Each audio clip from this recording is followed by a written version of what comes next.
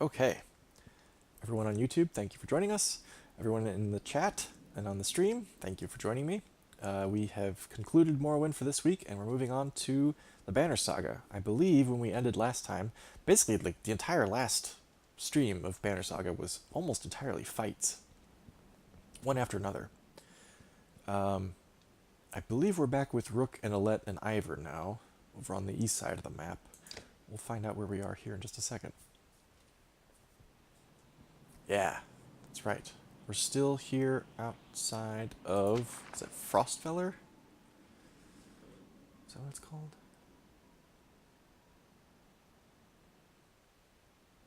Frostfeller, right.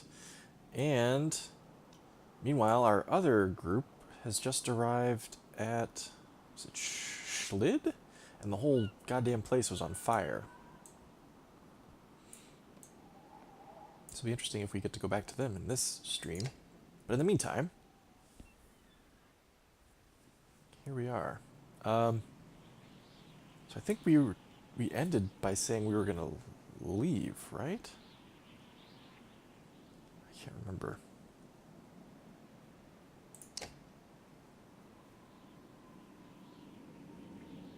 Our morale sucks.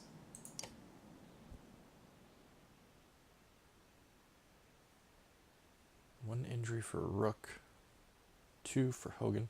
You know what we could do? We could just switch you guys out. Since I don't think we're going to get to rest. Ooh, Onif's on the team now. Right.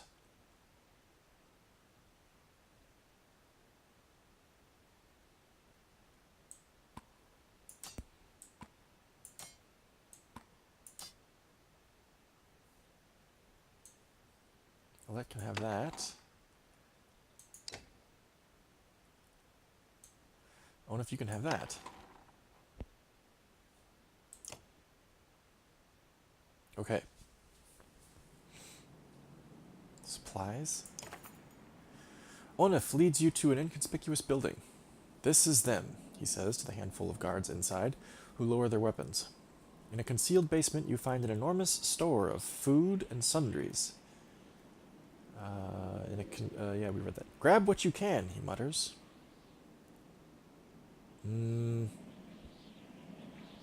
Let's not destroy the rest. That'd be kind of a jerk move. Let's try to make multiple trips. Get as much as we can. Hauling the entire store of supplies out of a basement takes more time than you expected. Each moment you imagine Ekil's men rounding the corner. Yells in the distance mark that fear becoming a reality. You get the others out and emerge from the building in time to meet them in battle. I thought that was going to happen. Let's see. We got a lot of supplies. That's good.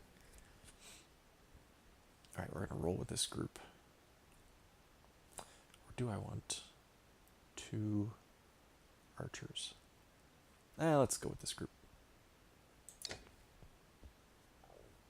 This is going to be interesting.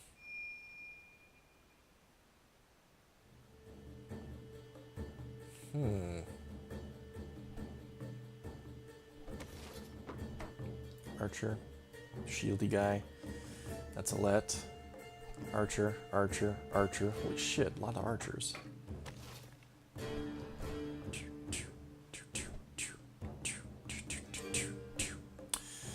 Okay. Let's think about this.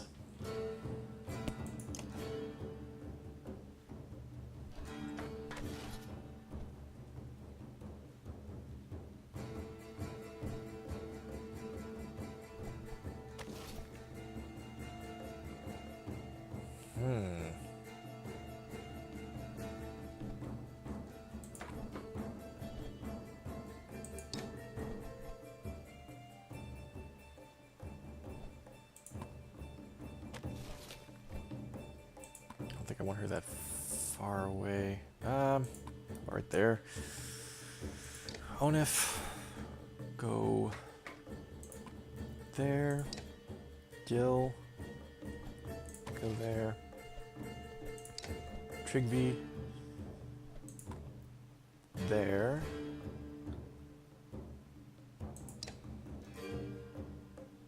Mogan.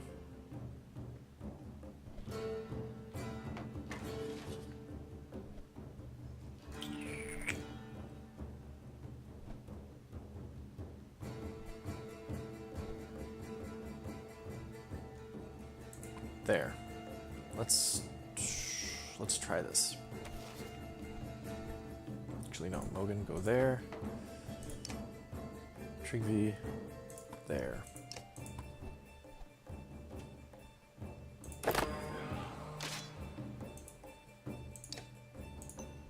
Kill her outright. Gale, look out!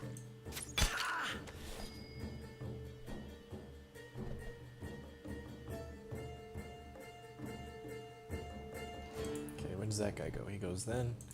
She goes way later.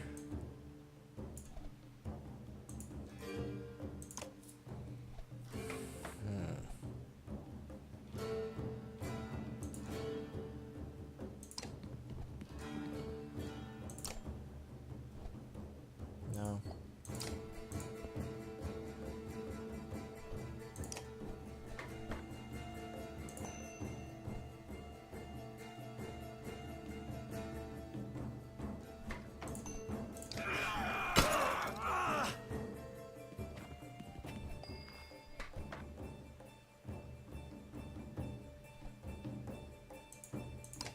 Okay, I really like the Backbiter's attack. This is awesome.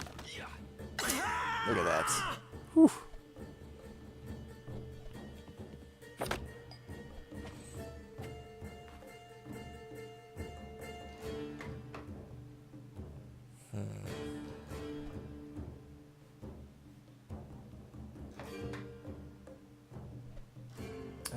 Maybe get him too bunched up down here.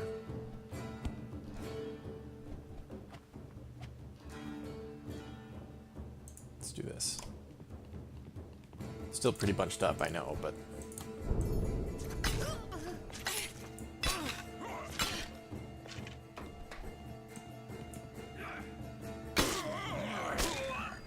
Damn, that was a big armor break for a guy with just 1 point.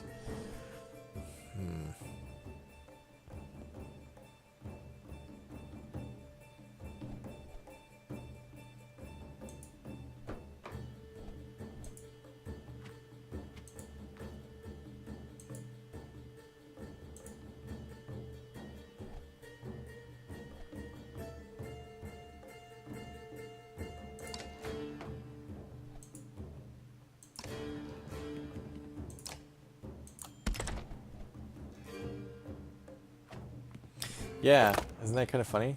This guy looks like he's drunk. These people are just like, oh, I hope this doesn't get too bloody. Alright, let's come here. Kill him.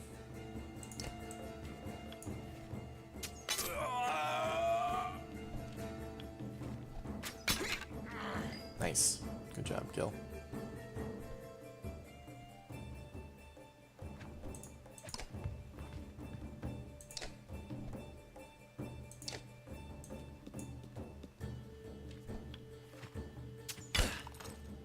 A little bit of armor break, that's fine.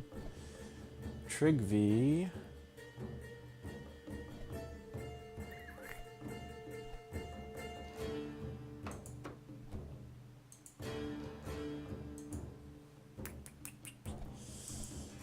Trigvi. Hang on, where are you? There you are.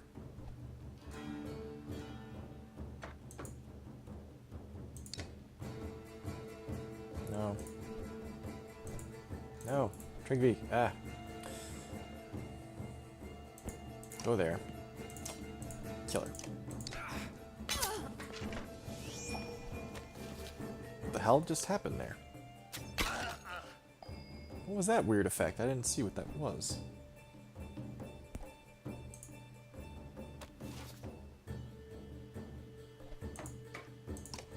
ONF.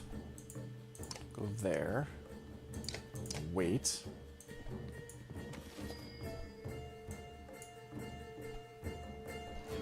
Mogan. Go there and wait.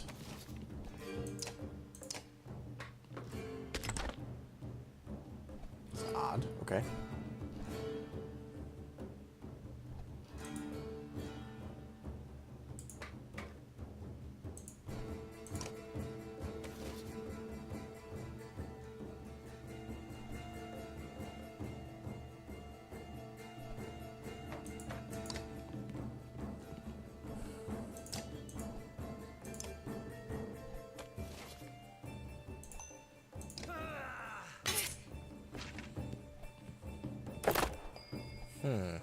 Super armor, huh?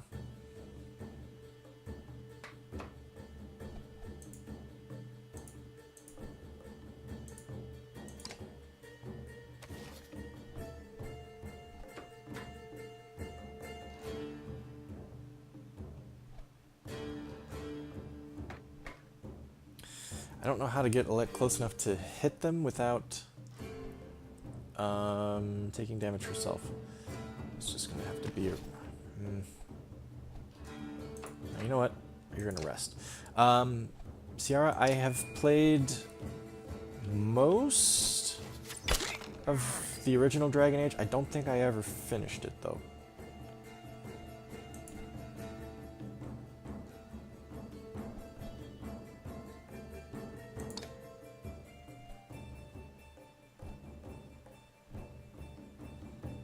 See, Ivor's going to open himself up to some serious damage here if these guys break much of his armor.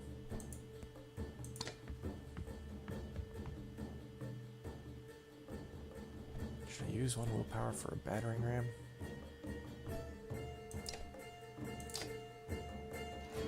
Should I just kill one of them?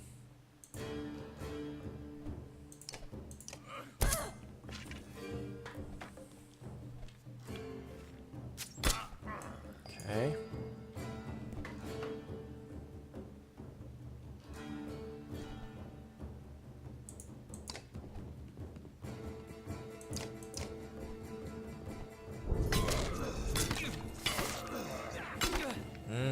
Damn, 2 points of armor on that last attack? That sucked. Yeah, you're right, Walter. It does kind of have that same medieval kind of sound to it, doesn't it?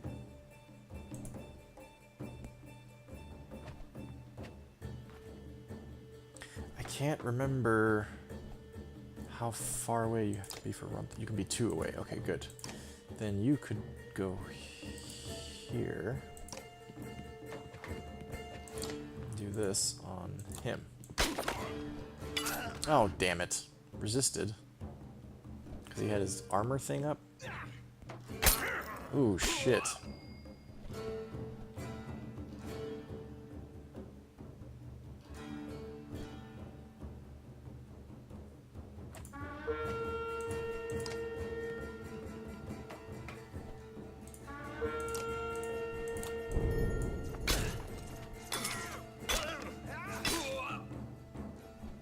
Boy, Ivor, you're not long for this world, dude.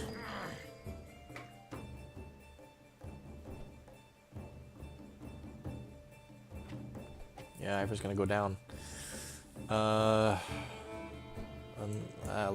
Let could do some damage to that guy, I guess.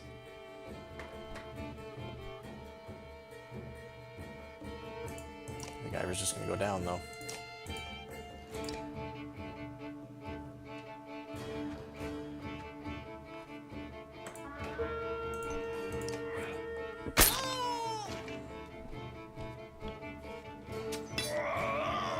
Yeah, I've been... Oh, Ivor's down. I've been meaning to play all 3 of them, but I'm kind of thinking maybe I'll just LP them someday.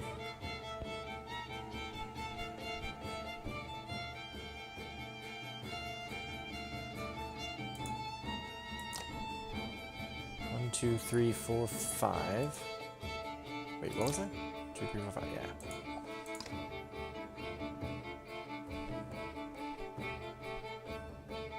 If you were there, you could do it.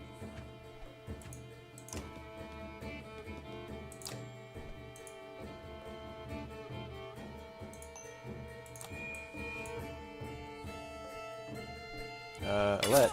Okay. Nice. Uh-oh. Gil!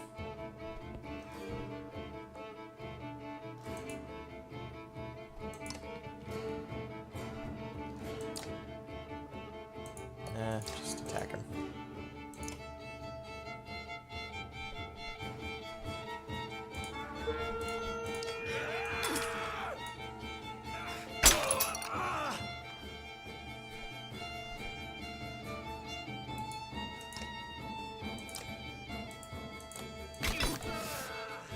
Nice. Good one.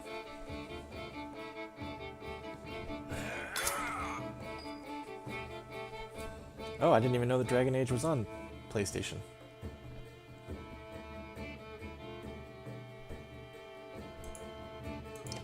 Okay, kill him.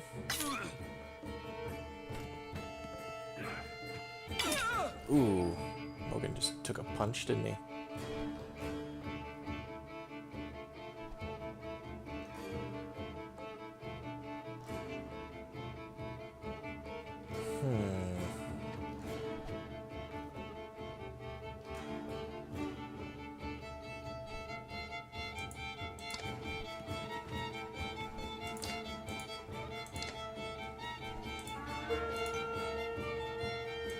Yeah, it's gonna be close. I think we got it, but it's...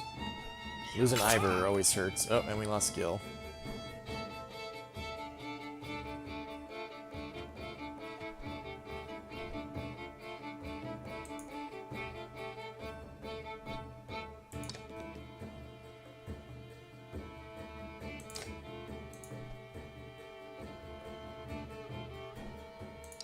Okay, this will put us into mop-up mode, pillage. So he's gonna do a lot of damage to Mogan. Kill him. But we should be able to take him out after this.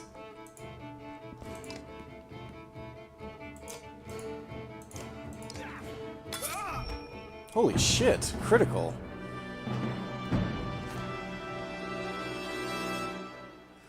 Ah, that's what that little shing thing was. Did critical damage. I don't even know that I knew that that was a thing. Mogan's injured. Ivor's injured. Gil's injured. But we did get some promotions. Thanks, Death's Echoes. 10 renown. I'll work with it. Before long, the last of the stores is cleaned out. As you're turning to leave, a valuable-looking necklace with a deep green stone catches your eye. And you decide to keep it for yourself. Thanks, Walter. Onef leads you and his trusted fighters out of the city before more men show up. Bodies and dredge fill the fields in front of Frostfeller. You consider the best way to leave. Shapersky Stone.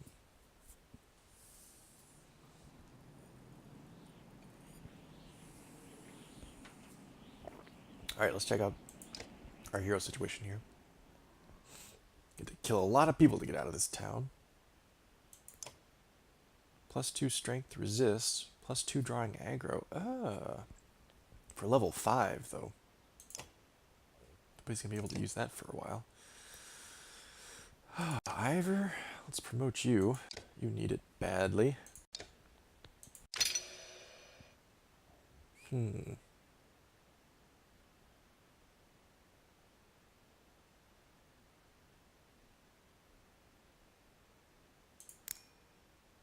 I really want to take this up all the way, but I think I'm going to be a bit more judicious and give him some more armor. 1 break, that's good. Yeah, so that'll actually be pretty, he can do 5 now. Mogan, I don't know if I want to promote you right now. I only brought you into the fight because your brother is hurt, and he's already rank 2. I think I'll wait on Mogan. Alette, though, could be rank 4, for which she needs 15. Ah, crap. So I can't even promote Alette. Is there a specific character I enjoy playing most? Yeah, this game is kind of like, it's actually probably more party-based even than like Darkest Dungeon, where you need a bunch of different types of classes to be able to do something. Darkest Dungeon is, sometimes you can, like, I've seen Let's Plays, videos on YouTube, of people going into Darkest Dungeons with, like, all one class of character and kicking ass. Like, all men-at-arms or something like that. I've even seen one person do an entire dungeon, I think one of the Darkest Dungeons, with just one man-at-arms. So sometimes in Darkest Dungeon, your party composition, you can get away with a lot with just 1 or 2 types of party members. This game, I feel like you gotta have a pretty good mix of everything. That said, I really love when my big dudes can break a lot of armor. That's one of the first things I try to get. And then I love the Backbiter. The Backbiter can do so much. He's almost overpowered. His attack, his special attack, where is it? Is he runs through 2 tiles. So if there's 2 characters next to each other, he can run through both of them. And he does 2 armor damage to each of them. Then he stabs the one closest to him once he gets through him and does whatever his strength damage is minus their armor. So he can really screw up a bunch of guys quickly. Especially once this gets to higher ranks. If you've got 2 or 3 guys lined up in a row, you can really mess them up. I've used Backbiters have like single-handedly turned the tide for me in fights where things weren't going well, and I've used a Backbiter in just the right way, and it's like, whoa, shit, now we're set, we're good. Yeah, the attack looks really cool, I agree. Alright, we're not gonna bother going to the market. I think we're just ready to leave. We can't rest. So let's get the hell out of here. Outside the walls, things are a mess. Dredge are everywhere. Fortunately, they're going around the hill on which Frostfeller sits, heading south, and show little interest in following you as you cross into the wastes. You're finally free of Frostfeller, but find yourself facing new problems. You hope that whoever Ivor knows at Wormtoe is willing to help. Kick-ass mustache and a pretty rad helmet. Whoa, whoa, whoa, whoa, whoa, whoa, whoa, whoa, wait a minute, wait. When we were coming out of Frostfeller, there was a little head popped up. It looked like Ivor's head. Oh. It's Hogan or Mogan, okay. Okay, so what do we need? We need multiple days of rest, right? 3.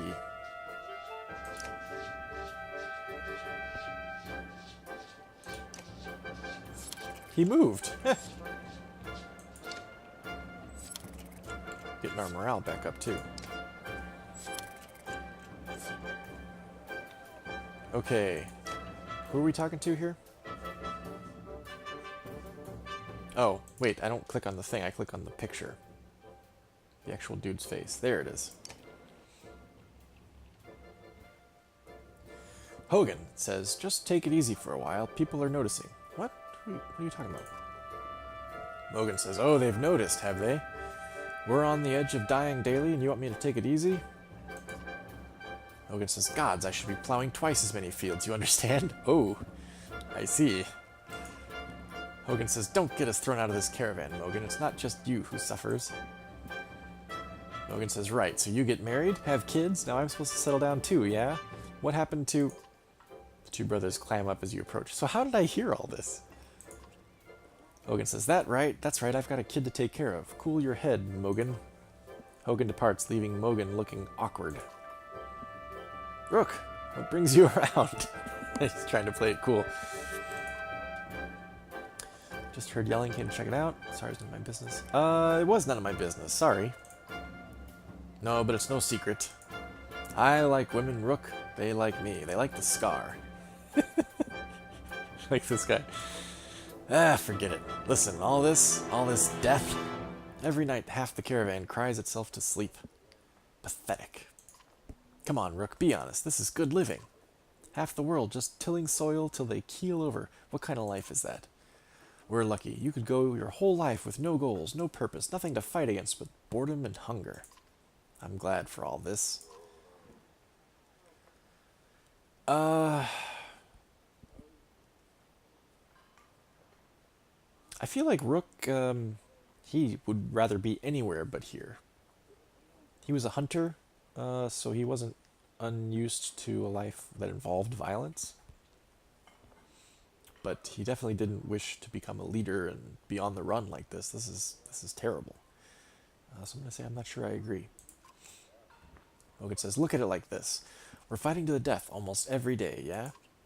You can curl up in a little ball of fear, you can go hide in the woods eating nuts and appreciating leaves or some nonsense. Or you can enjoy the struggle. Know which one I pick? Anyway, just so you know, I'd never go for a let, promise you that. Or Ode Leaf. All yours, okay? He's a little bit Nietzsche, a little bit Tyler Durden.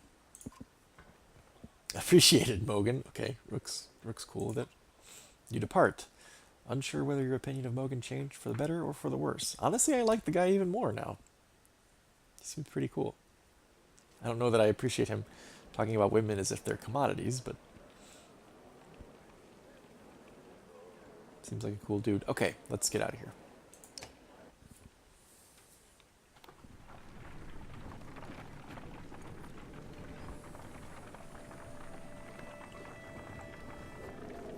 Where did he say we're going? Worm Toe? Where is that? Let's check it out.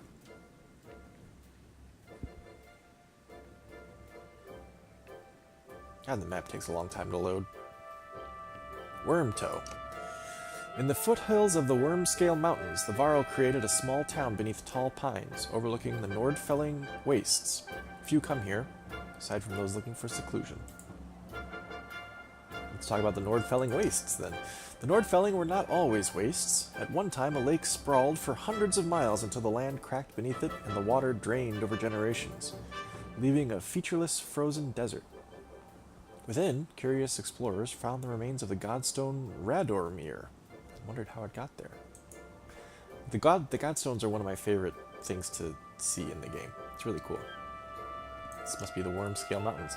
The land's longest range of mountains, it was observed, resembled something like the spine of an impossibly large worm. Each of its numerous peaks just one of many invincible scales. This idea, of course, didn't come about until the first maps were drawn. Before that, it was simply called the Far Mountain. How long is it? Oh, okay, yeah, pretty long. Oh, there's Arborong. Okay, I know what they're talking about when they say that now. Oh man, I really want to play this. I mean, I want to finish this game, obviously, but I really want to play the second game and the third game now because I want to see the rest of this map. There's so little of it that you actually see in this game.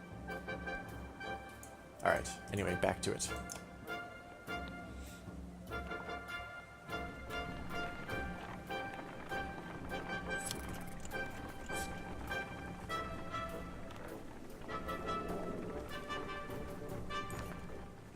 A gaunt man and woman approach the caravan, hands held high. "A word, friends," the man says. "We are poor farmers down on our luck." The woman hits him and says, "We're outlaws, plain and simple. 10 of us, and we'll help you in a fight for some food up front." Well, let's find out what their crimes are. "Misunderstandings," the man says. "Mead houses are confusing. Never know when you've drank your share." The woman hits him again and says, "We've stolen, killed a few when we had to. Skills that might benefit you out here. You may join us. I think we need all the people we can get at this point, but you'll be watched." The two quickly shuffle to a supply wagon as 8 more bandits emerge from the wilderness. They gorge themselves on salted fish and cheese, taking time to thank everyone. After eating, they politely keep themselves. Oh shit, they may just be after our food. In fact, I bet that's what they're after.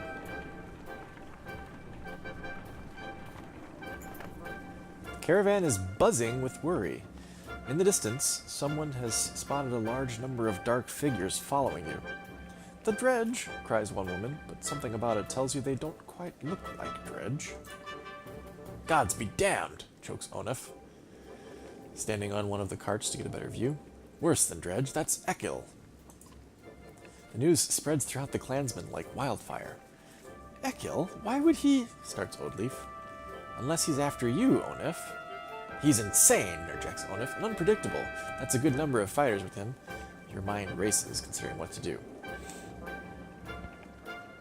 Yeah, we need to keep him away from the caravan. I don't think there's any reason why we should think that this could work out peacefully. He's obviously following us because he wants to fuck us up. Digging for a fight exposes everybody in our party to violence, and we could potentially lose supplies. We could try to outrun him, but he's probably just got fighters with him. He doesn't have men and women and children who aren't fighters.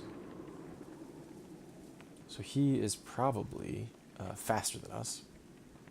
So I think we gotta try to face him away from the rest of the caravan. You gather Onef, your allies, and fighters and head out into the wastes, weapons drawn where the caravan won't be involved. "Rook, my good friend," he says as you approach, throwing his axe on the ground. "We come to parley, not fight." Alright, that's a surprise to me. Hopefully those bandits don't make off with all the food while I'm out here. Rook says, why would I believe a word you say? Echo says, Rook, we're good friends. What happened? Alette says, you tried to kill us. Just go back to Frostfeller and leave us alone. Echo says, ah, Rook, it's your pretty girl. I'm glad nothing happened to her. With the dredge, I mean. My friends, how could I forget everything you've done for me? Broke into my city, took my warriors, took my food, then killed some people so you could take more food. That was a nice touch. Took one of my best men. How are you, Onef? Do they treat you well? Shove it up your ass, Ekil, says Onef. If you came out here to kill me, let's get it over with. I love this dude. He's great. Ekil says, nothing like that. You must think you know me, or people like me. What did Onef tell you? I'm crazy? I haven't survived because I'm crazy. I did what had to be done to make it in Frostfeller. The only mistake I made was you. What kind of man are you, Rook? You look like an average man to me. A man worried about his daughter, maybe? Just making his way. But then look behind you. How many people is that? They follow you, fight for you. Why? What kind of man are you? Ooh, Ekil's digging into existential territory here. This is interesting. He's trying to get in my head. Doing my best, that sounds weenie. I'm nobody special, well, that's not going to fly. He's obviously talking to us as if we're something special. Yes, you're right, Prince Charlie, he's a creep. And Publican's right, he does not look trustworthy. That eye twitch. I don't know how you can trust anybody with that eye twitch. Kind of does what needs to be done. I feel like that's true, but I think that the more true thing is I protect my kin. So don't fuck with me, dude. It's more than that, isn't it? Says Ekil. You think everyone was born to lead? Make hard decisions? Who do these people think you are? You saved them. You're a hero. Maybe that's more important than who you really are. Olaf says, what's your point, Ekil? Ekil says, I'm your prisoner, Rook. Bind my hands. Ekil says, Frostfeller is done. I can't survive there thanks to you, my good friends. You may not have cut my throat, but you sentenced us to death. I don't believe that's who you are. Ooh. I just got a little bit of a chill. Yeah, Metropolitan, this is... I was critical of this game in the first couple streams because I said that the writing can sometimes be a little confusing. They don't do a very good job of exposition, which I still claim is true. I think we've seen that in many places, and we'll see it some more as we play the rest of the game. But this is a particularly good character moment here. I must not have made the choices in previous playthroughs to get me to this point, because I don't remember this at all. This character is much more interesting than I remember. Rook says, is this some kind of apology? Ekil says, you can't trust me, I know that. Take me and my men as prisoners, if that's what it takes. Ekil looks down at the ground, and the words come slowly to him. I'm not above begging. Ooh.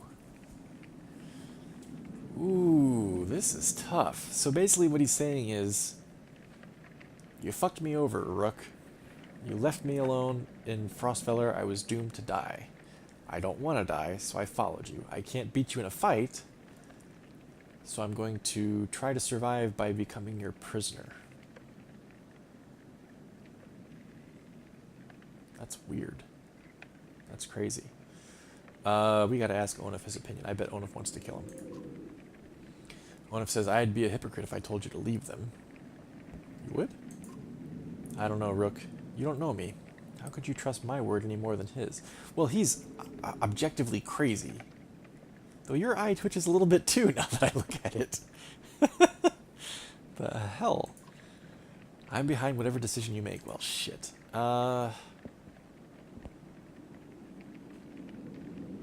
Ooh, the kill him outright option is gone now. That's interesting.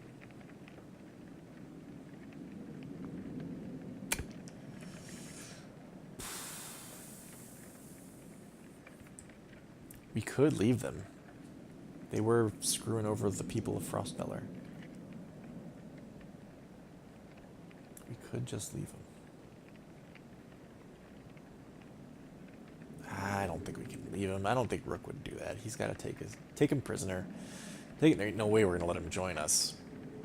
I could see a knife in the night right up against my throat. Wake up in the middle of the night with a knife to my throat. Yeah, you're right, Prince Charlie. They're all nuts. All these Frostfeller people are nuts. We'll take him as prisoner, and I know we're running a risk here, and it'll probably come back to bite us in the ass, just like the bandits that we just took in, but let's do it. Rook says, listen, Ekil, we'll keep you alive, but look at one man, woman, or child the wrong way, and every last one of you gets cut down on the spot. Do you understand? Ekil says, I may be reckless, but I pay my debts. Ooh, that's saying something without saying anything. He's a freaking Lannister, this one. These people are right to follow your Rook. You're a good man. You have each man's hands bound tightly and their bodies checked for weapons, making sure no mistakes are made. Things are certainly starting to feel complicated. No shit. That was great. I loved that. Well done, Stoic.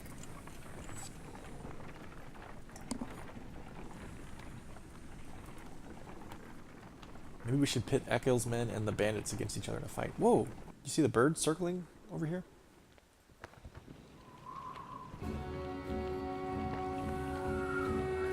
Ooh, Godstone.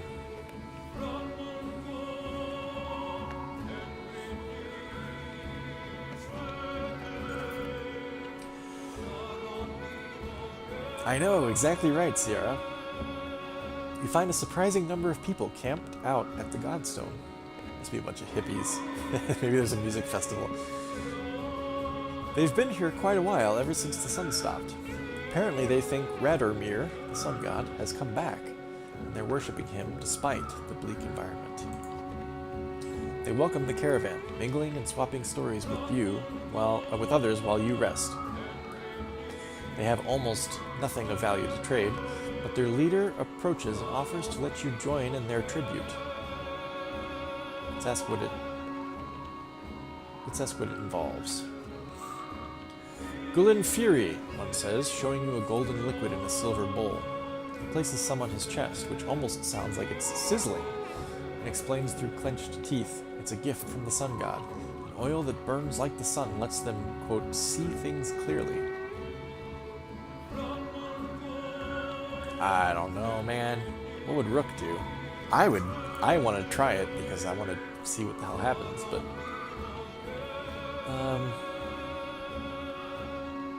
what do you guys think? What should I do? 1, 2, 3, or 4? Think about it as what would Rook do?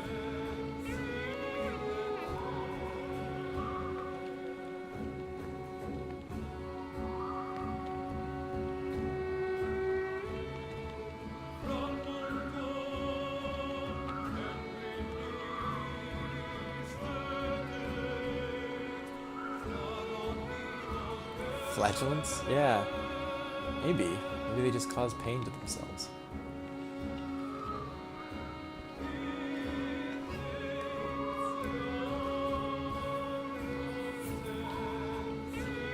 Chat must be really delayed, huh? 3? Says Bonnie Prince Charlie. Okay. See if there's a consensus.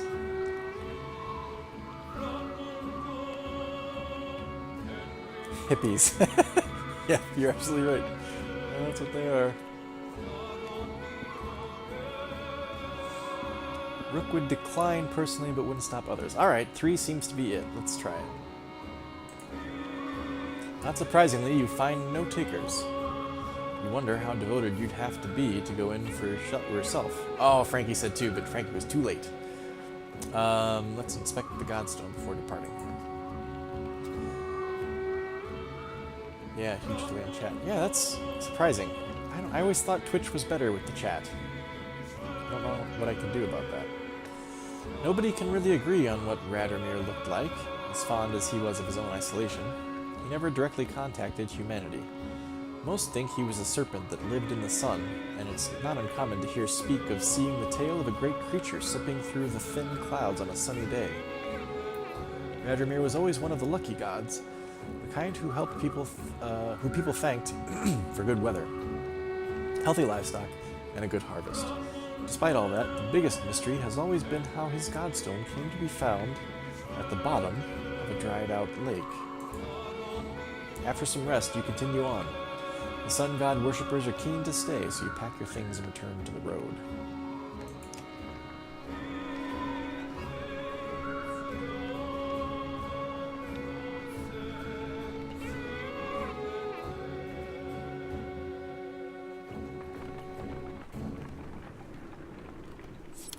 Okay, fair enough, Tiara.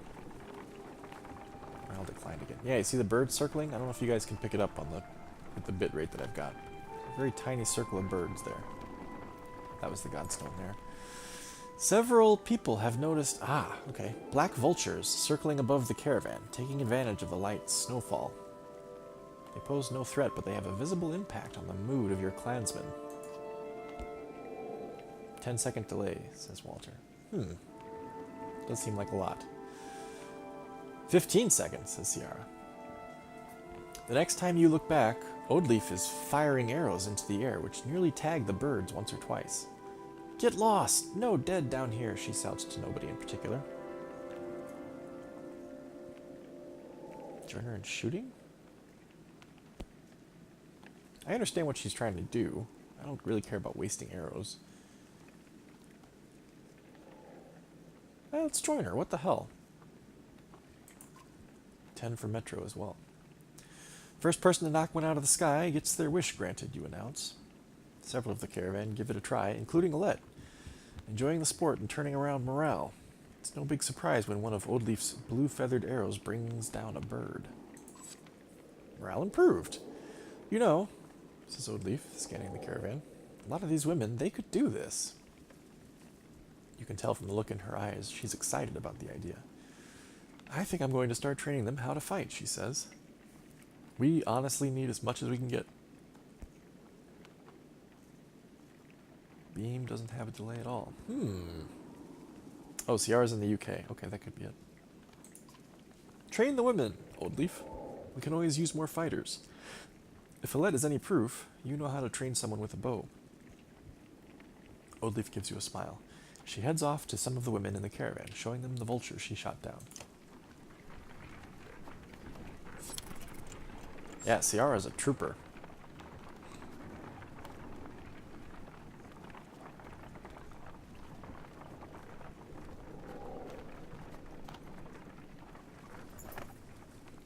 A woman's stifled screams failed to overly concern anyone. It was only a matter of time before the expectant mother gave birth. Oh, thank God, I was thinking somebody was getting murdered. The caravan is simply excited by this first sign of new life since the trip began. 3:24 a.m. Well, I salute you, Ciara. That's probably the most extreme time for anybody in the chat right now. Should we call for a day of rest? Congratulate the new parents. Offer the family extra rations. Do nothing. Let's rest and celebrate. We need the morale. When the baby's cries replace the mother's, the entire caravan cheers. You raise your drink to the family, saying, "Tomorrow we rest and feast to strength and long life." Again, everyone cheers, glad to forget their worries for some small time. Oh, and the morale went right back freaking down, didn't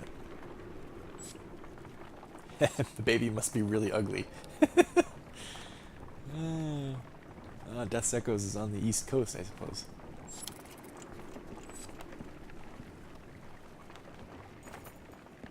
A scout returns with a nearly frozen child. I almost stepped on her in the snow. Looks like she must have been running from something, he says. Patches of blue mottle her pale skin, but her chest rises and falls ever so slightly. Even just carrying her along could kill her in a state like this, says a woman. We could be in danger here, points out another.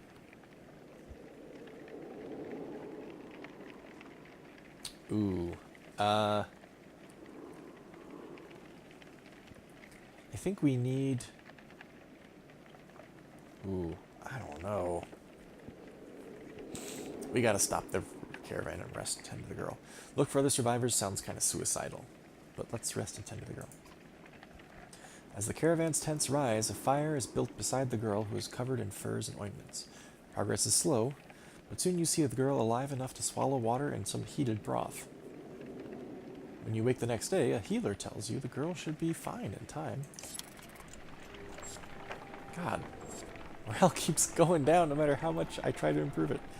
We're almost to Worm 2. Oh, thank God. Wormtow was never the kind of place someone would build a town. Fittingly, the Varl living here aren't known for welcoming visitors with open arms. Oh, great.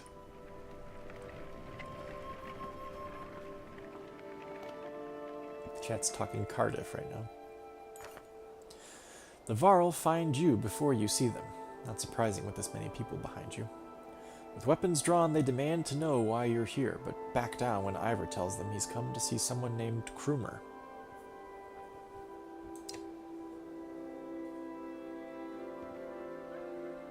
Krumer, look at that eye. Well, I'll be damned, he says. Ivor says, Krumer, it's been a long time. Krumer says, yeah, it has. What brings Ingvar to Wormtow with his very own village of humans? Ingvar? I didn't know that was Ivor's name. Ivor says, bad news. Dredge are coming from down from the north. We barely made it this far. Krumer says, that is dire news. Come on, we have food. We'll discuss more in the meat house. All right. I'm in favor of the meat house. As you follow the old Varl into their meager town, you catch him quietly saying, if it were anyone else...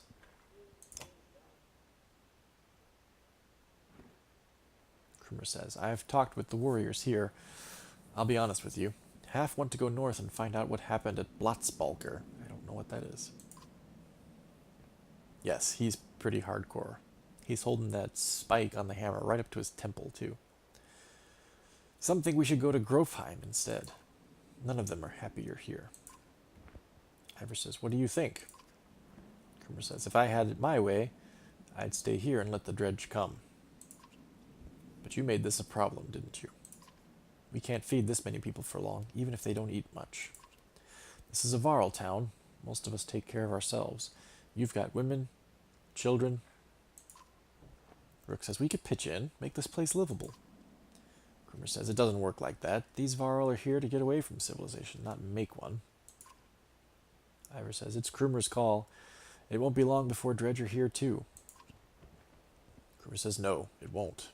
If there's one thing we should do, it's tell Yorunder what's going on. Who's Yorunder, says Olette. Varl King, says Krumer. Well, as close as one as we have. Ingvar, where'd you find these people? Stay here and rest, but once yours are ready to go, we do. I'm going to see off those who want to head north.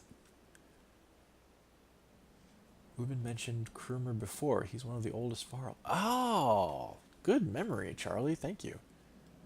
Huh. Krumer says, but I'll join you in Grofheim.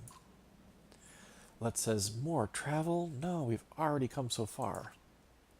Krumer says, stop pouting, girlie. Even if Yorunder won't listen to a tired old Varl like me, I have a feeling they'll pay attention to your friend Ingvar here. Let says, they'll listen to Ivor? Krumer says, ha! He hasn't told you? Of course he hasn't. Do what you need to do, but don't be too long. Ivor's got a history, apparently.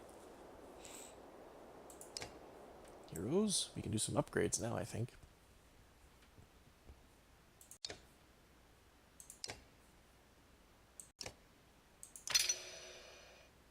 Okay, Olette.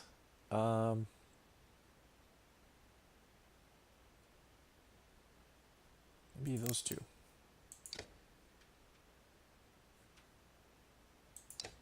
I don't know if I want to promote Mogan right now. I think I want to bring Hogan back in. Oh, Hogan's only level 1 too? What? I thought he was... Okay, fine. Alright, Mogan, you're getting promoted.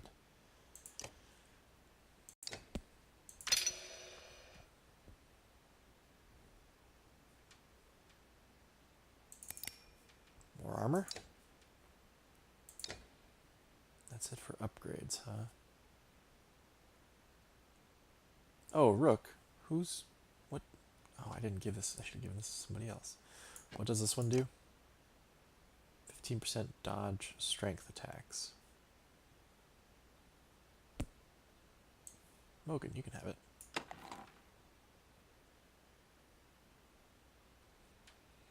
Oh, Krumer joins the roster, huh? War Leader. There are not many Varl older than Krumer, and not many who have had as much experience fighting the Dredge. In Wormtoe, eager fighters would regularly come to him to learn his secrets. So what can he do? The War Leader uses his experience in battle to issue commands to allies, moving them next in line in initiative. By repositioning his allies' turn order, the War Leader can create new strategies such as giving archers guerrilla tactics, triggering abilities earlier than usual, or slingshotting a powerful ally to the back lines. It would be Hogan's Heroes. You're right, Walter. Another armor breaker. It's an interesting power you have, Krumer.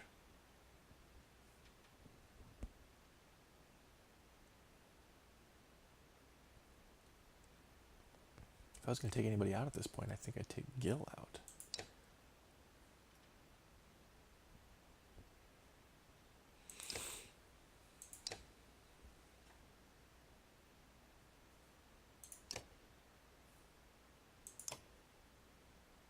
In fact, maybe I will. Oh shit, I can't even give that to Krumer because he's not level 2 yet.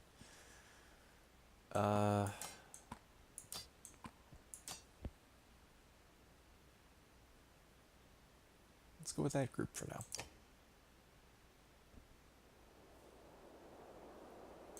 Mark it, even though we don't have much left. Protects from death unless strength is 1. -2 drawing aggro. Fabled armors, so the 1+1 armor per turn. No, I won't buy any of that. Could perhaps buy some supplies, though.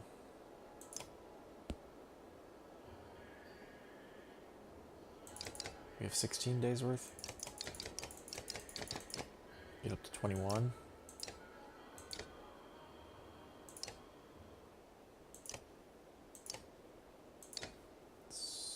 Alright, fine.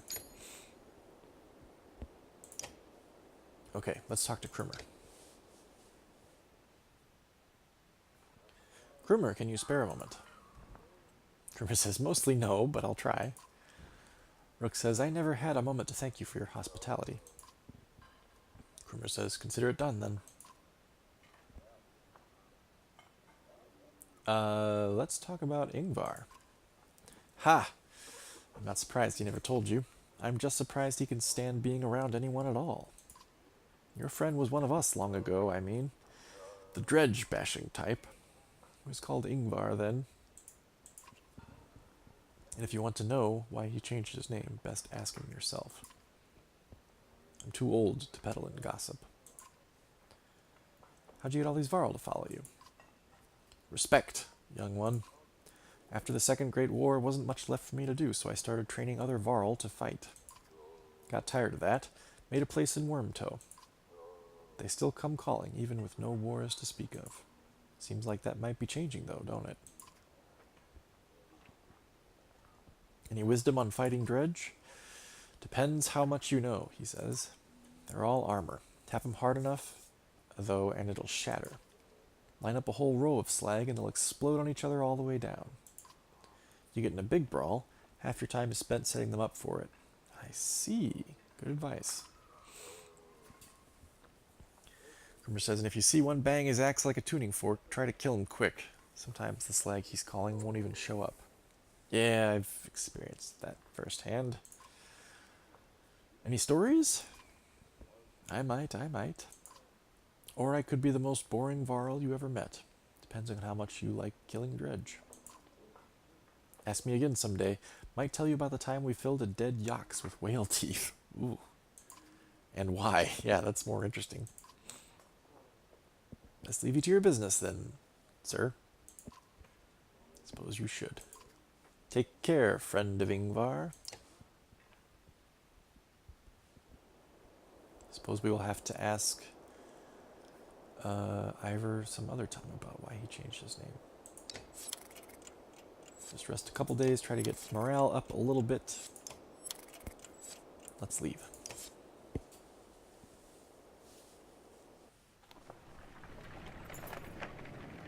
Grovheim's quite a few days out, says Krumer.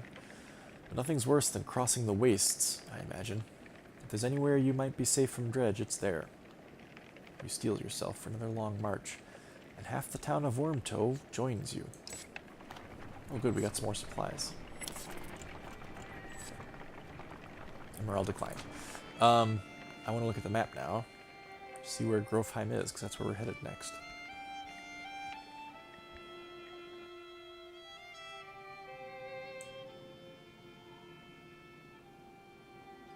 Where is it?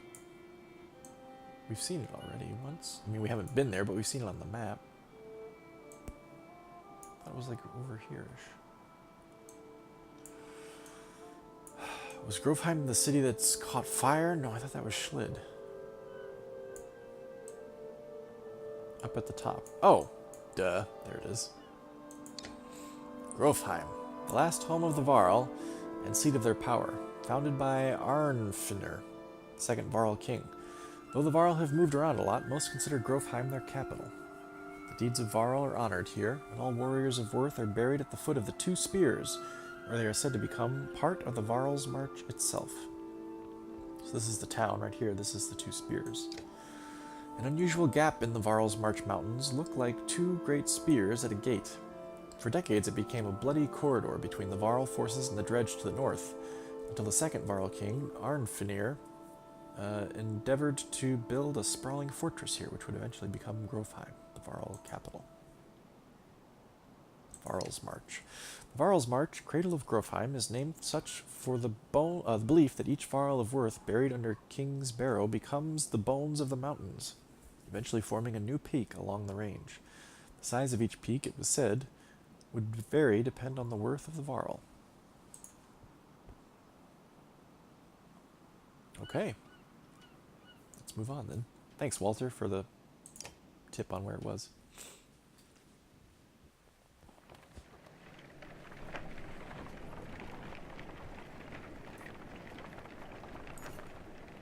While walking, the words of Mother's song reach you. It's soothing, nuanced, and about your current journey.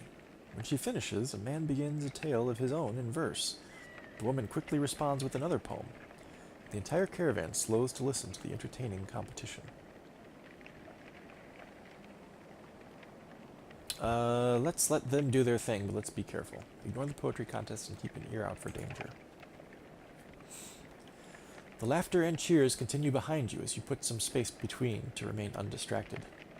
The male contestant soon admits defeat, and the clansmen quickly march on, thankful for the light-hearted distraction.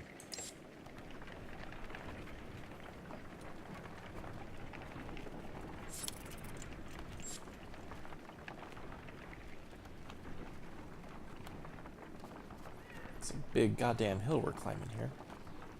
It's like another godstone, too. Stop! A resolute voice calls from somewhere in front of you. The surrounding terrain comes alive with armed fighters surrounding the caravan. No need for bloodshed, the leader says. Leave a couple wagons and pretend you never even stopped here.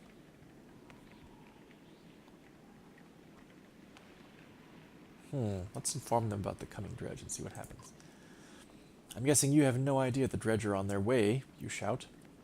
If that's the case, friend, says the leader, we need those supplies more than ever.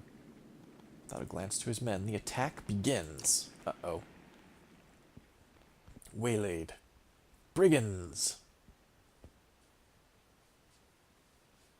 Alright, we want to go with this group, let's go with it. Okay,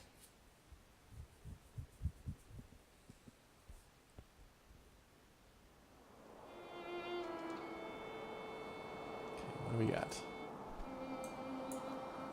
Backbiter, Shield Man, archer.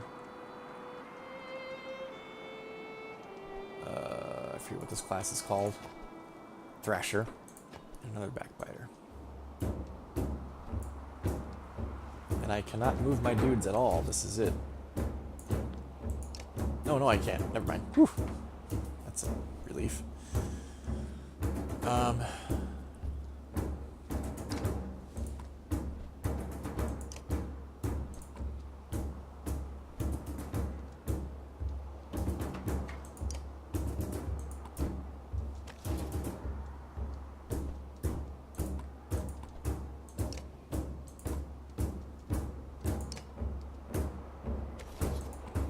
Be like this.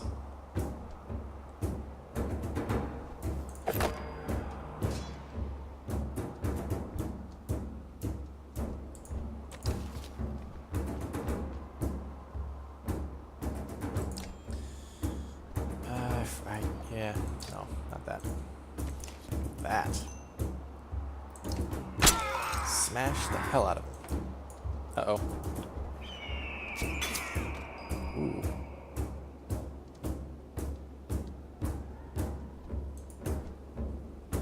No. Oh, there.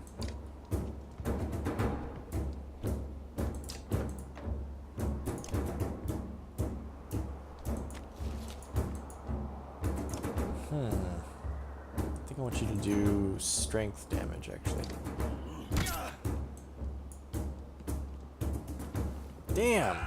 He got a long way. Alright.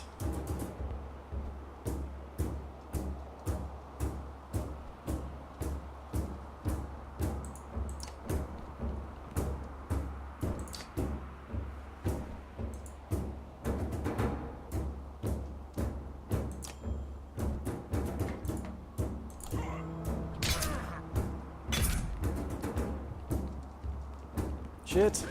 Logan! God damn. Okay, I'm gonna bring you over here, Onef, and then I'm gonna have you do this so that you end up back on this side again.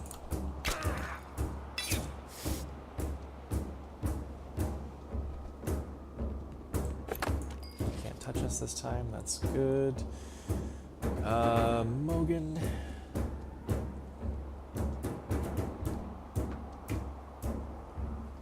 Could just straight up kill this dude. In fact, I think that's what I'm gonna have you do.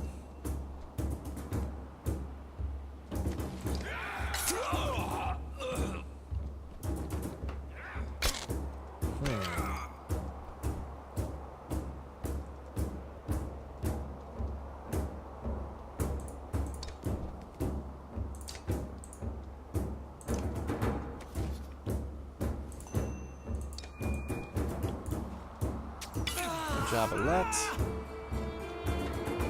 Oh no, look out! Ooh.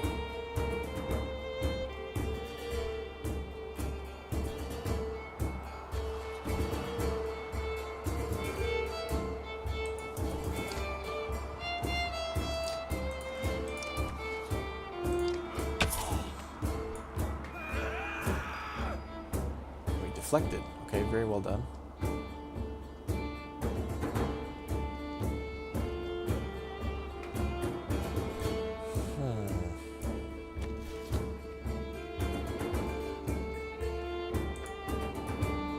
Nope.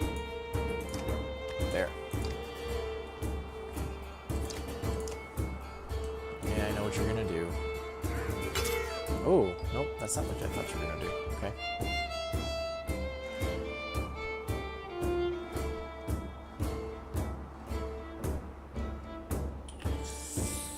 Trigvy, Trigvy, Trigvy.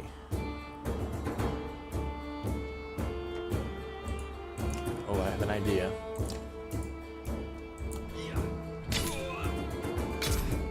Nope, dang, it didn't work. I was gonna try to push him up here and see if... Crap, Trigvy, don't fall down. I was gonna see if maybe my backbiter could get them both, but they're still a space apart.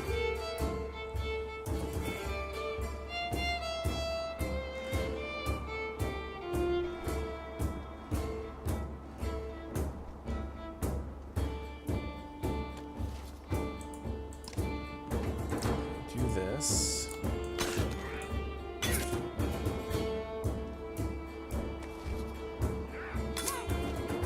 Mogan, hang on!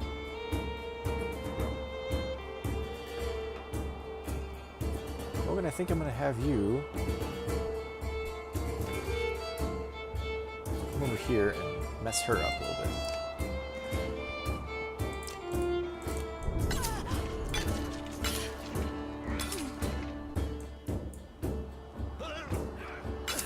Ooh. He took a 1 point of strength damage for having to move. He did a little bit more to poor Trigvi there.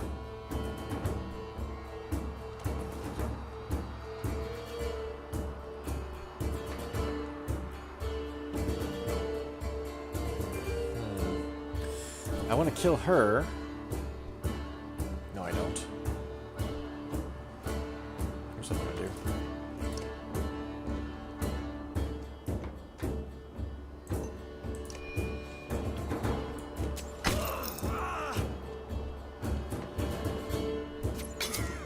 Ugh, goddamn. Oh crap, I can't even get Ivor up there. I wanted Ivor to attack this dude.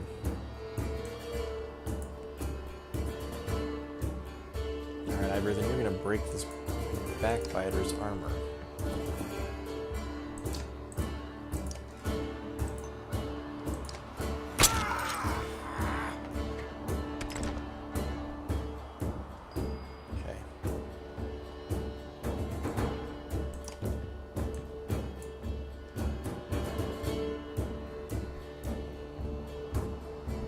Wait.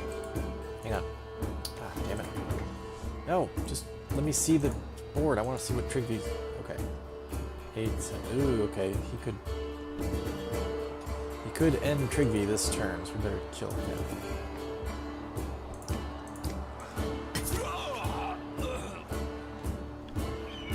Is chat working? I hope so.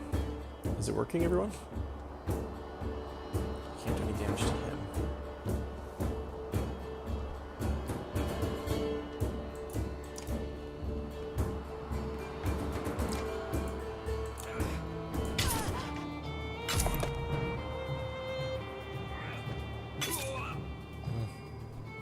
Dang! I had it set up so that Backbiter could go right through him. Now I can't because Krimmer's in the way.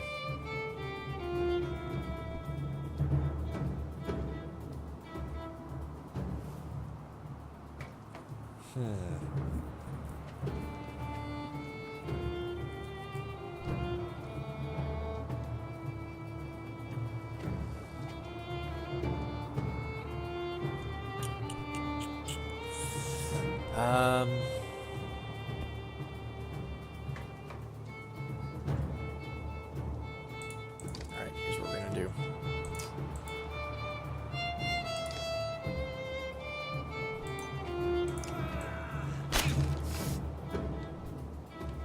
Dang, I was hoping she'd move. Instead, she's just gonna kill Trigvy. Shit.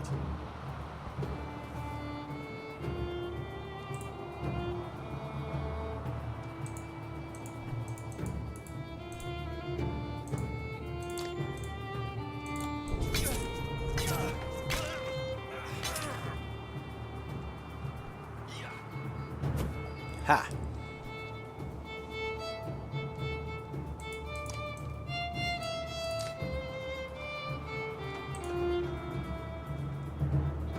Okay, kill him. It's fixed! Yay! Sierra's got it fixed. Alright, we're not losing anybody except Trigvy in this fight.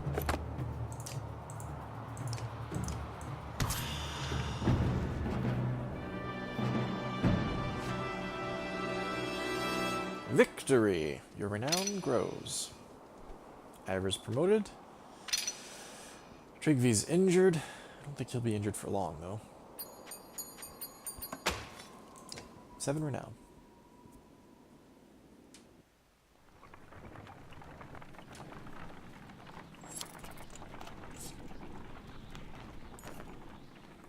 You haven't seen Alette for much of the day. When you do find her, she's returning to camp alone from a fair distance away, looking rather sullen. She keeps her eyes on the ground as you approach. Let's just sit quietly beside her. I feel like things are changing so quickly, she eventually confides. It's not just that. Everything is going so wrong. I've been talking to Ekel a lot. Ho ho ho ho! Whoa! This gets your attention.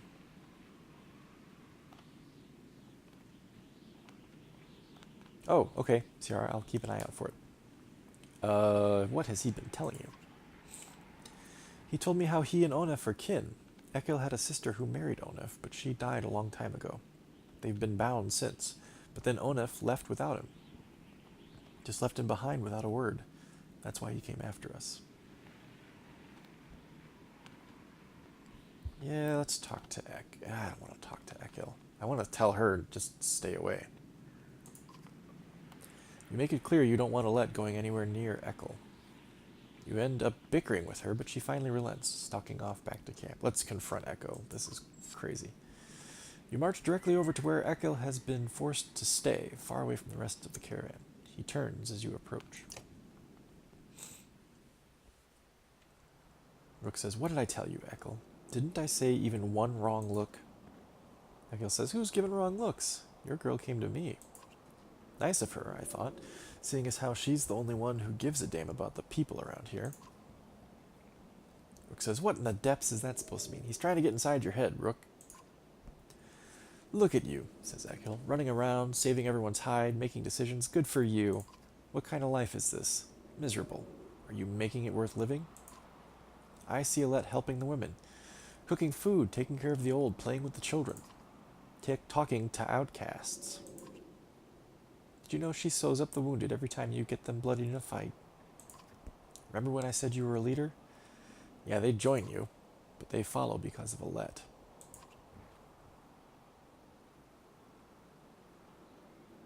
Ooh, I could just straight up kill him. Yeah, I know what he's doing. I think maybe we should just say, "I know what you're doing." No. Just stay away from her. Ekel says, "Far away as you like. All I'm saying is don't ask her to change who she is. These people need one of her, not two of you." Damn. Ekel's like a razor blade.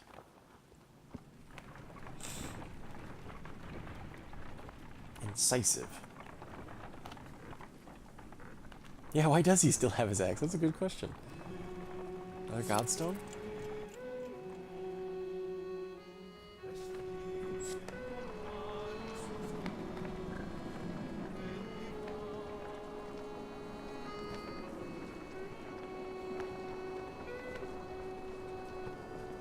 Look!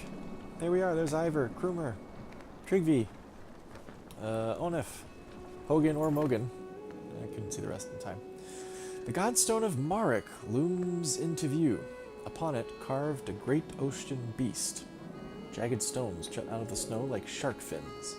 It's hard to imagine the Nordfelling wastes being filled with water at one time, but the Godstone stands as a reminder of the vast lake it used to look across. "A blessing!" shouts one of the men in your caravan, holding up what looks like a silver coin. "It's a fish scale," he says, pointing out the rainbow pattern that shows in the sunlight. Soon a curious child has found another hiding in the snow. Then a third is discovered. Perhaps they'll bring us luck, you overhear, and before long the caravan has become obsessed with gathering the shining scales. Caravan take their time, cut them off reasonably. Let's let them take their time. We need morale, man. These people are crabby. By the end of the second day, the scavenger hunt still continues unabated, and even you are starting to feel something in the back of your mind, like you need to have one of the scales. You shake it off, uncertain whether to let this continue. Let's let him continue. What the hell? It's another day before the fervor calms down, and you think there must have been something unnatural about it. Because when the last scale was found, the obsession suddenly abated. My God, our morale went to shit. On the next morning, one of the men presents a gleaming coat of mail to you. "We made this from the scales," he says, grinning. You graciously accept the gift, and the caravan gets back to travel. God scale. Interesting. Cool. Artwork in this game is flippin' amazing. Well, we probably need to camp, don't we? Morale turned to shit. We've got, I think Trigby's still injured. 2 days. We can promote Ivor. 10. Yeah, let's do it.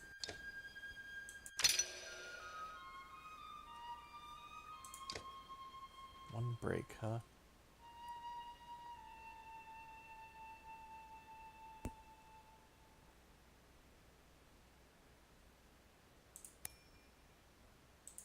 Let's do that. He'll be a breaking fool. Here, he could break a total of 7 points in one hit.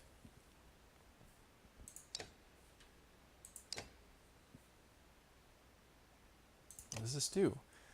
Iridescent scales from fish, blessed by the god Merrick, were on rare occasion gathered and made into lightweight armor padding. +3 armor, +1 drawing aggro. For a level 5, that's a ways away still.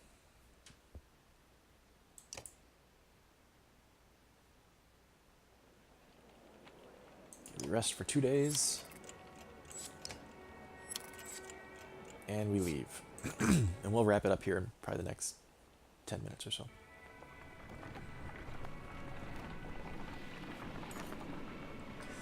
Oddleif calls you over, grinning. A row of women holding bows of differing age and experience line up before a row of trees in the distance.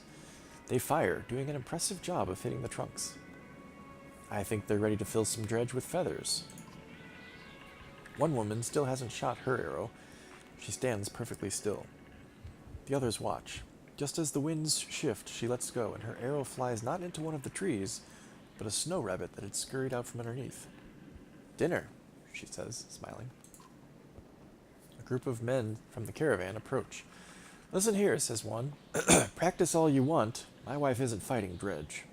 The other men agree in chorus. We don't want to see a battlefield full of dead wives and daughters. We need to stand by the women becoming fighters, I think. The men argue their point, but eventually relent. Thanks, said Oldleaf. To be honest, it was harder than I expected, but the more people who can hold their own, the better. The women returned to camp, not just as clansmen, but as fighters. Nice. Conversion, basically. A well-tended farm with plenty of livestock draws the caravan's attention. Upon your arrival, the farmer and his workers stand defensively within plain sight, crude weapons at the ready.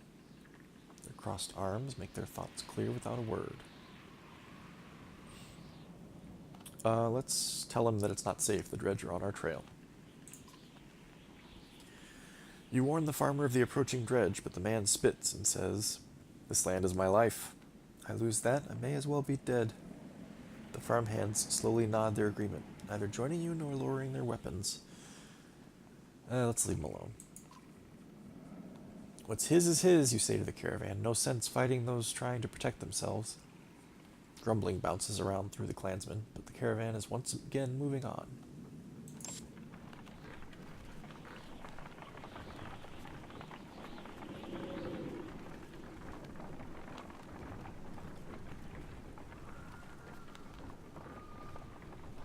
Uh-oh, what was that sound?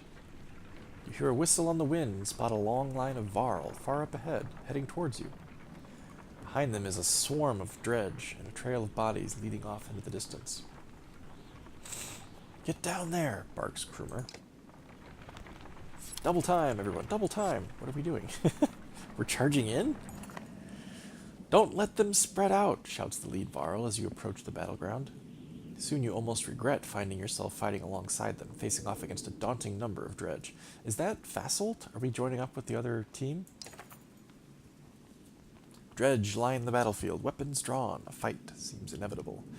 You take a quick head count. There must be at least 133 of them. You have 129 fighters and 62 Varl at your side. Two forces are about evenly matched. There is no guarantee of victory here. Yeah, morale... we've had a lot of morale problems with this team. The other team, the team on the west side, we haven't had any problems with. They've had fantastic morale. So I think it's just because we're coming from our village being burned and being on the run from the dredge day in, day out, whereas the other team is just kind of going at their own leisurely pace, or at least they had been.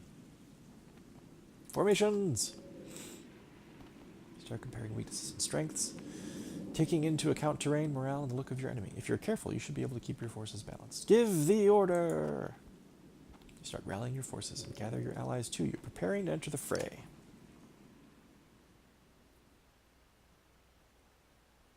Ooh, okay. Oh yeah, Fasolt. Fasolt's in the group now. Can't promote him though. Do I want Fasolt in the group?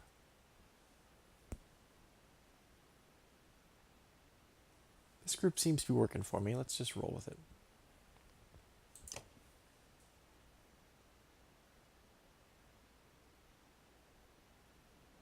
Ah, yeah. Good point, Prince Charlie. We've got them surrounded, boys. That could be a good thing or a bad thing. God damn, 22. I hate these fucking things. Okay. Alright. Ivor.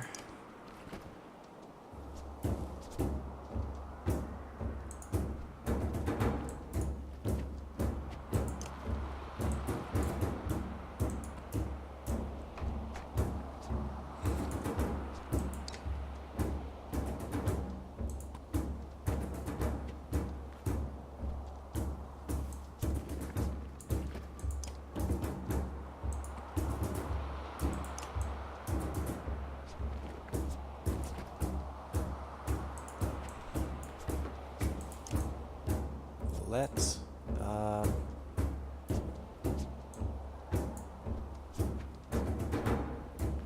there, I guess. There.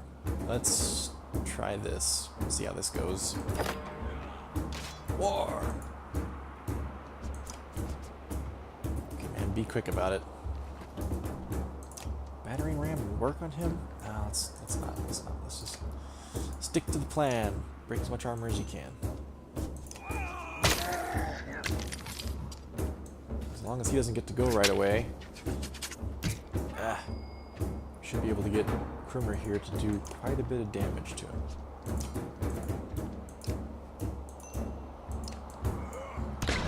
That's a good start. That's good, that's good, that's good.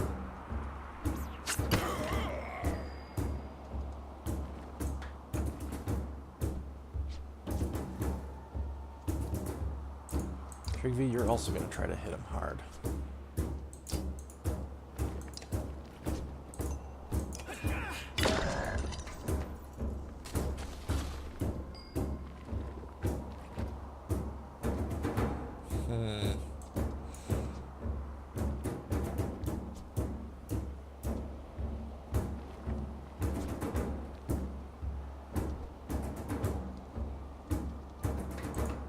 Okay, you're going to do your backbiter trick right there.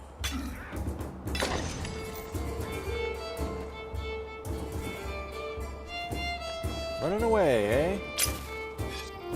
Well, shit, you might actually be able to call that thing before I kill you.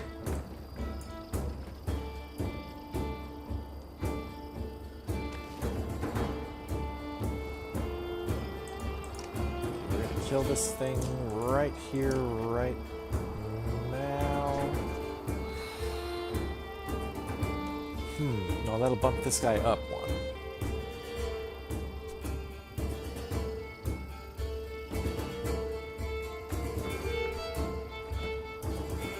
You know what? I don't want to bump this guy up right now, do I?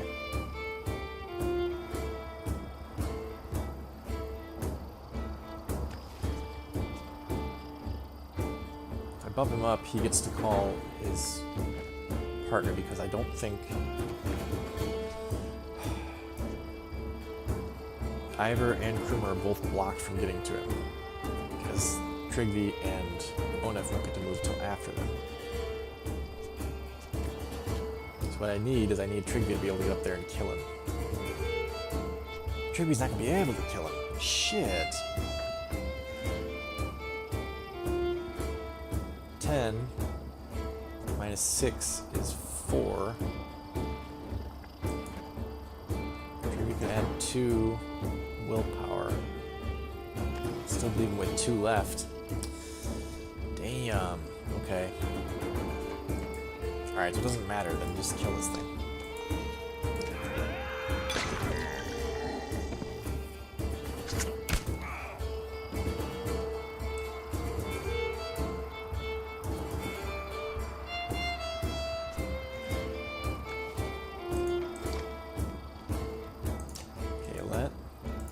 As much armor as you can. Oh, nice. I like that. Ouch. Damn it.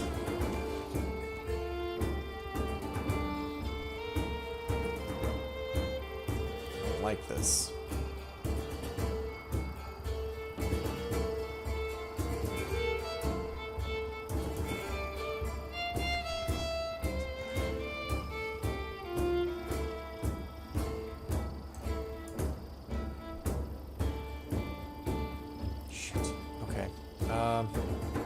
Yeah, I hear what you're saying, Walter.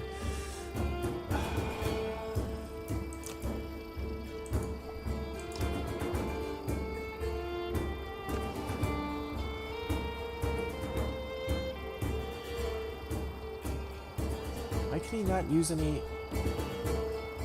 They did something to him. He can't use any willpower. That sucks. That's what this little thing means. I didn't see who did that to him. Must have been this guy. Oh no, it was one of these fuckers. Did not see that.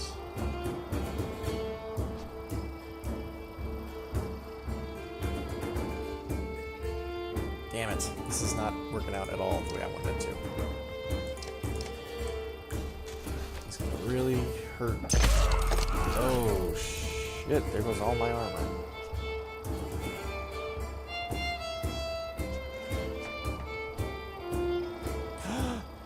Prover could kill him.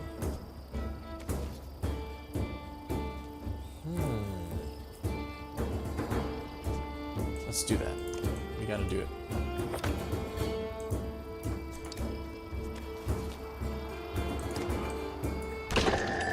Phew! That helps. Damn it! My backbiter's not gonna be worth anything at this rate.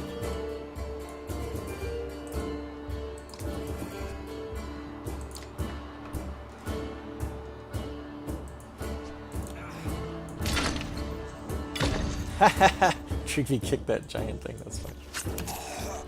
Ah, shit, one us down. Okay, fine.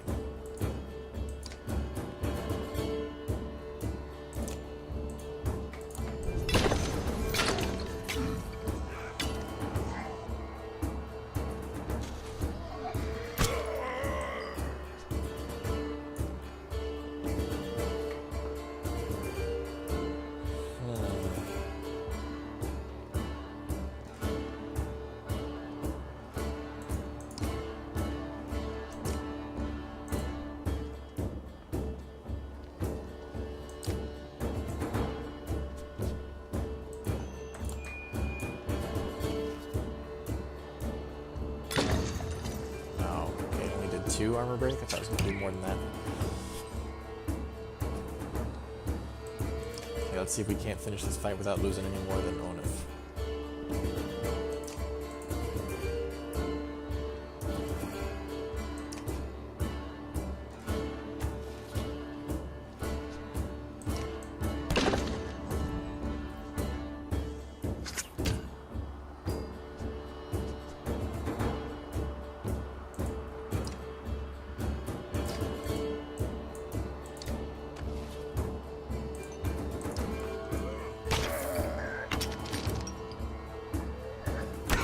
Ooh. Okay. Trick V.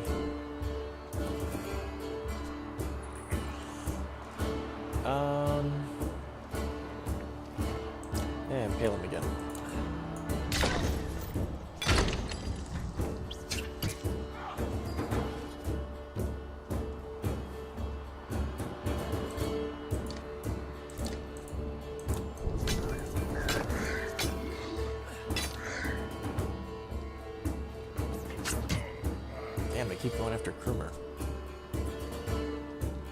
light can kill him.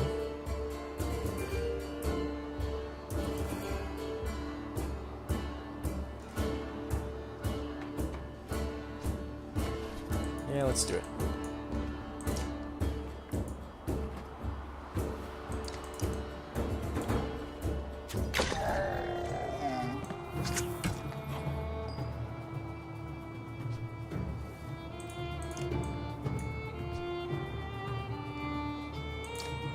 Let's get ourselves into pillage mode.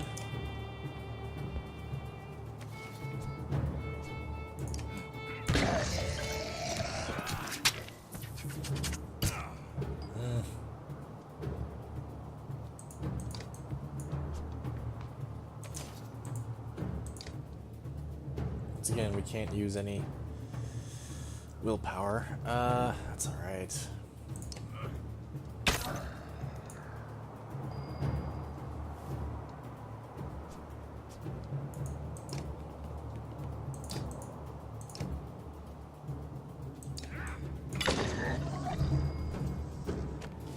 Okay, Mogan, you're gonna get the kill.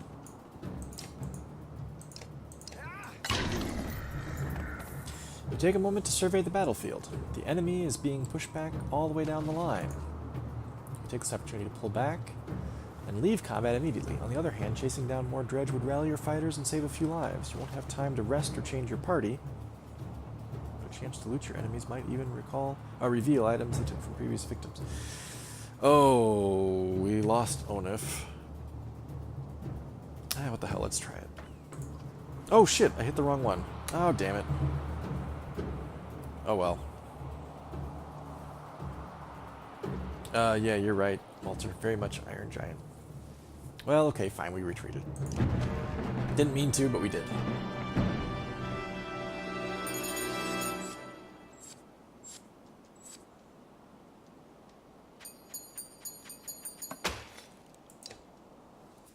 So, Onif's injured, I wonder for how many days. Fassold says, isn't this a damn curiosity? This is the second time I've been sent to find a Varl who's heading my direction with humans in tow. Ivor says, what are Dredge doing up here? Fassold said, gods, does nobody know what's going on around here? They leveled Grofheim to the ground. Oh, that's right, it wasn't Schlid that we saw was burning, it was Grofheim. That's right. We've been losing ground for days. Jorunder's in Einertoft now. Fassold says, they sent me to gather Krumer and the rest from Wormtoe when we ran across this bunch of slag. And there's a lot more where they came from. Fassold says, is this all the Varl you've got, Krumer? What have you been doing, eating each other? Krumer says, many went to Blotzbalker. Are you telling me Grofheim is completely gone? Fassold says, and Vognir's dead. Slag on our heels. The Varl you sent off north are probably dead. The world's ending. Come on, this is old news. We're gathering it at Einertoft. That's where we need to go right now. Wait. Fassold takes a long moment to look over the caravan of men, women, and children behind you. Fassold says, not them. What do you mean, not them? Fassold says, unless you're a king or a mender, humans don't step foot in Einertoft. Ivor says, now isn't the time for this discussion. Krumer says, damn it, Fassold, who cares about that? What in the depths happened at Grofheim? Before Fassold can reply, a low rumble grabs your attention, growing louder by the moment. Ruh-roh. Even though it's beyond sight, all eyes turn in Grofheim's direction as the rumbling becomes deafening, transforming quickly into cracking and splintering. It's coming closer. Go! Shouts Fassold, taking off toward Einertoft. Don't stop until you reach Hatterborg.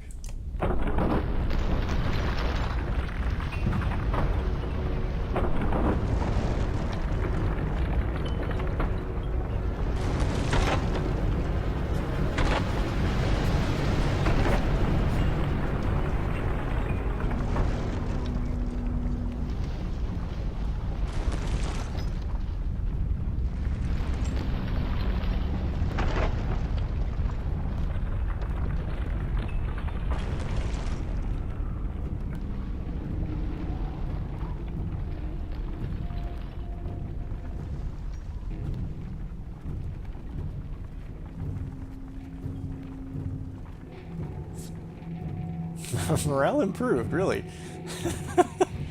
We saw the world coming to an end.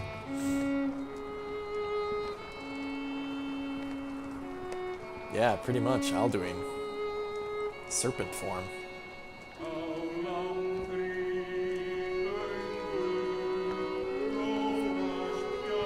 It's like a snake version of the Nothing from Neverending Story.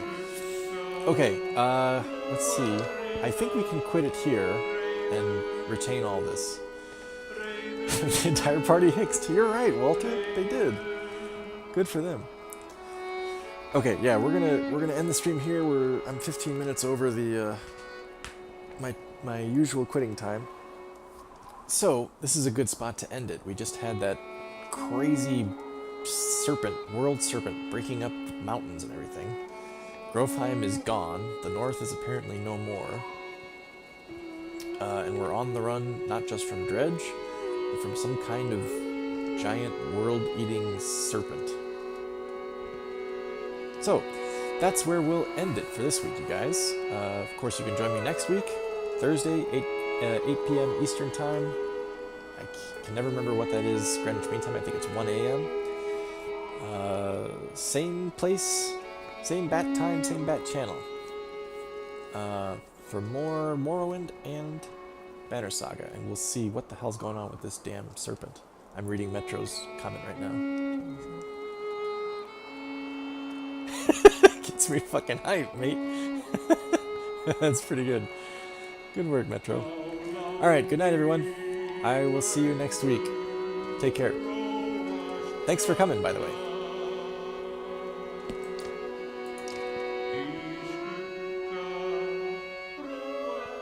That's a really pretty song to end on. Alright. This is it. We're done. Thanks, everybody, for joining me. I'll see you next week.